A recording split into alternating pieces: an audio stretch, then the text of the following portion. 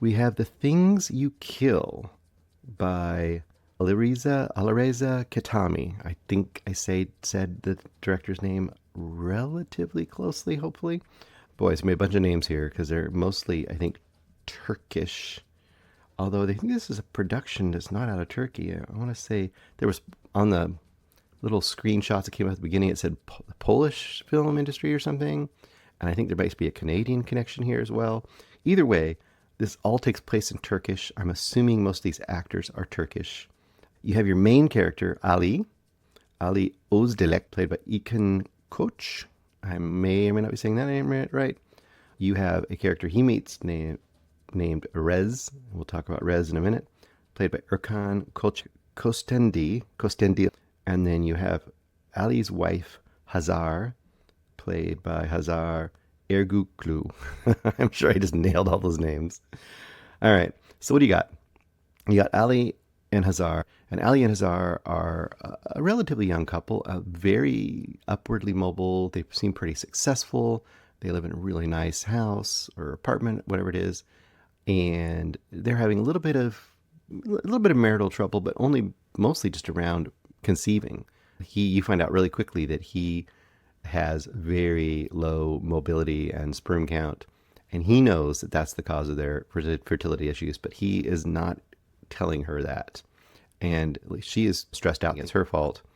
And right off the bat, you're like, okay, well, why isn't he telling her? And it's just like, it's like a masculine thing, or a thing where he just can't admit he's just kind of like, he can't be the man and admit he's the problem, whatever.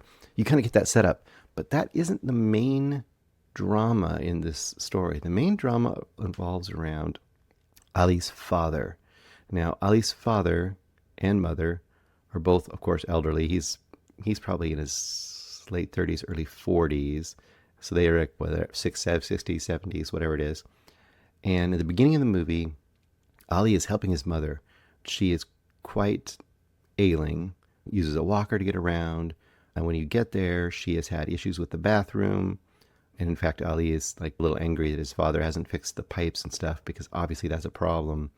And apparently they have like an outside, like almost like an outhouse restroom thing that works fine, but the inside one's having plumbing issues. And Ali is gently helping his mother, even has to help clean her up, and she's really embarrassed by that, all these kind of things, right? And the father, on the other hand, is just angry and really seems to have a strained relationship with Ali. The father doesn't want to hear anything about trying to fix the pipes. He doesn't want to take any blame. He doesn't know why the mom can't just go to the outside restroom. All this kind of stuff. Really not showing any sympathy for an obviously ailing and fragile woman. And very quickly, and within like a scene or two, it appears that the mother is dead. The mother has died. She's fallen and died. And Ali is really angry about that and wondering, like, well, how did that happen? Where were you, Dad? And all this kind of stuff, right? Because he had just been there. Ali had just been there just days or so ago. And even though she was really frail, she was not in that bad a health. And how could this happen? That kind of a thing. So kind of the dramatic thrust of the story is Ali suspects that the father may have been either actively or passively negligent or somehow helped hasten the death of his mother, and he really wants to get to the bottom of it, and he's really upset about it. And on the other side of it, because there are sisters and brothers to Ali as well that are involved, Ali is seen as, well, you weren't really there until just recently. You went off to America, you went and had your education. Why are you all of a sudden caring so much when you really weren't here? So there's that kind of an aspect to it too. So that's kind of your main dramatic thrust. He's trying to deal with the death of his mother. He's suspecting the father might have had some involvement, like I said, maybe just passively, just not caring enough, letting her be in a dangerous situation and just not doing anything about it, the thing, or maybe even actively doing something, but you're not really sure about that.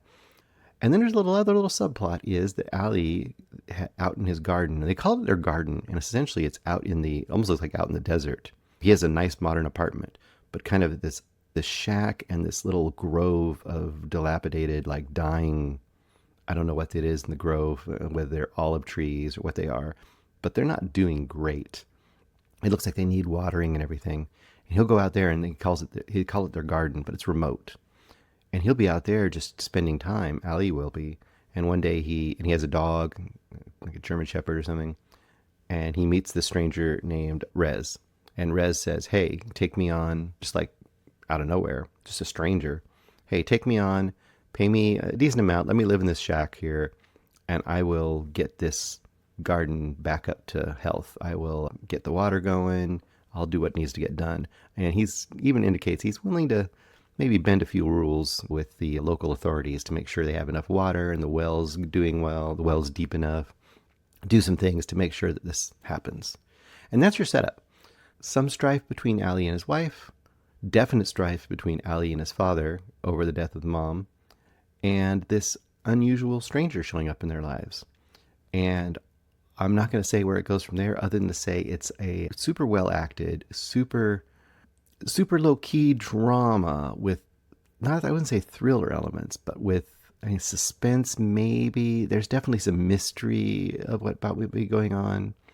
I just want you to know going in, it's much more of a slow indie drama than anything else, even though there's those other aspects of it dips its toes into like a mystery thriller elements. Once again, I don't want to spoil things. And I will just say everything leads to a certain turning point, a big plot turning point at about the, not quite the 2/3 act, and maybe just between a half and 2/3 in the film. And when that thing occurs, there's a huge stylistic choice made by this movie. I wouldn't say it's surrealistic, but it's almost Lynchian. And once again, I don't want to give it away, but I want to just be forewarn anyone who is interested in this movie that there's going to be a turn that takes place that will maybe throw you for a little bit of a loop. But if you let it happen and just let the story unfold, I think it works.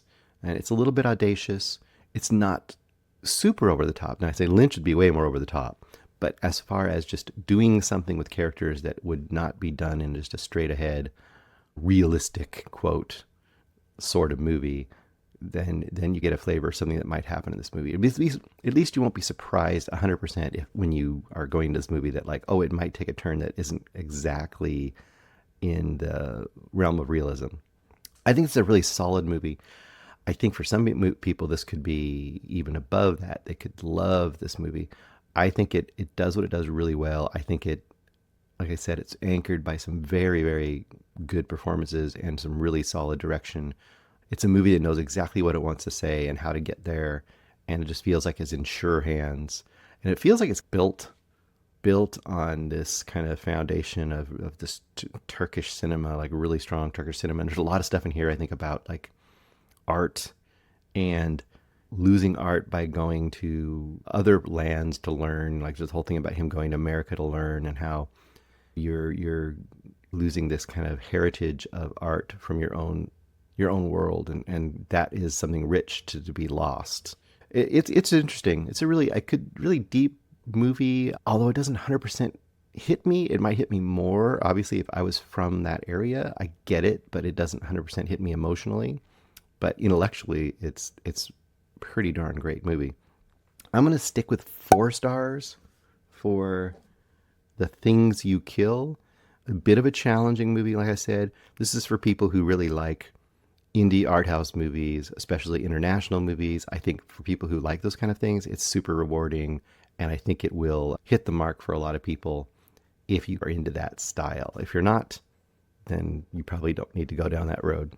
Hey guys, thanks so much for watching this video. For more movie and television reviews and interviews, please subscribe to my Deepest Dream channel. Like, comment, share, subscribe. And as always, thanks so much for your support. Take care.